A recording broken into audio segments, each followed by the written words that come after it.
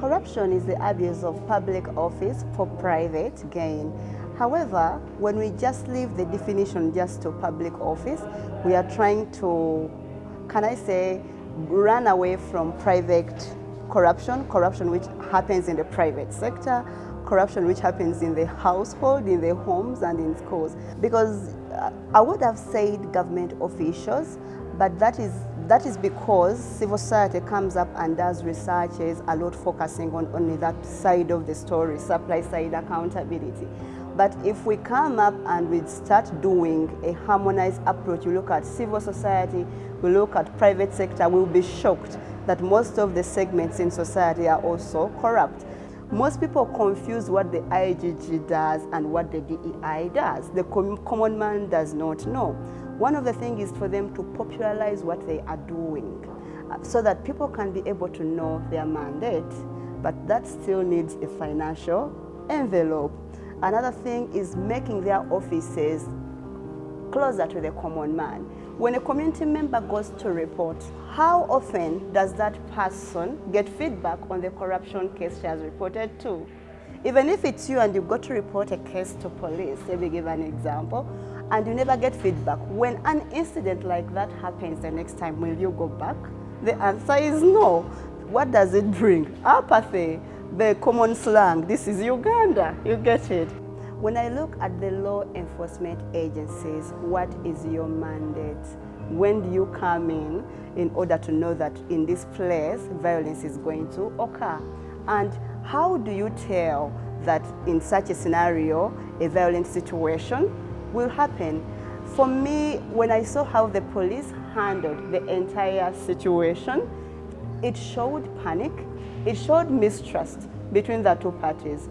For the citizens, we've seen this happening all the time and you've not been punished. What happens when culprits of such things, what happens when such issues happen in our society?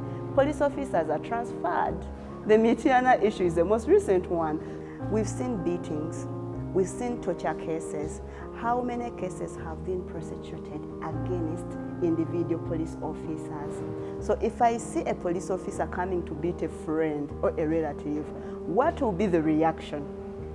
In the matter of coming to save you, we are going to flex. That is what happened. Everybody was fighting for their own, and there needed to be a man of the house who would have been the security agencies. How did they handle the situation? Panic? Fear. For me, I feel the police should always come up with risk matrices. What is likely to happen? How can we counter that? Instead of thinking, I think the way she looks, chaos is going to happen. Because they've never come up to tell us how they get to know that Bobby Wine or Besige, when they pass in a certain spot, an eruption is going to occur or the communities are going to lose property. But whenever they come to disperse of whatever is happening, again, a lot of property is lost. So who can we hold accountable for the citizens who lost their lives in such a scuffle? Because people who got the bullets were innocent civilians who are not even involved in the strikes. So how can law enforcement agencies explain for that? By the way, I was born in this regime. I have seen one president. I voted like 2 times. When I felt that my vote was not making sense, I took a pause, I won't lie. But when I see whatever is happening, I stopped watching news. I feel that we need an independent presidential campaigning like institute, how we see the American system, different from the electoral commission. Let the electoral commission handle their votes and count them. But we need something independent from the government and from also the opposition. Because I always feel bad when you're moving and the news you listen to, so and so slept in the car. You get it? But someone slept in the house. Someone gave you a plan on where he was supposed to be. And at the end of the day, you come and counter the plan. What does it mean when one person goes smoothly with the plans and another is denied the opportunity? If the Electoral Commission comes and discloses the plan and the security agencies do not adhere to it. And the office of the RDC even gets the mandate, God knows where they get it from, to stop a certain candidate from coming to a committee to speak to people.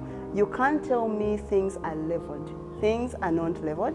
For me, I feel the participants are doing it as a ritual, that we have elections, but trust me, I don't think we'll get the desired results as an individual. Because for someone to go out and strike, it's a result of discontentment. You can't strike out of the blue. There is a reason why someone is going to strike. They can only be prevented if those reasons, those risks are mitigated. But in case they are not mitigated, they are going to continue. But we call for peace.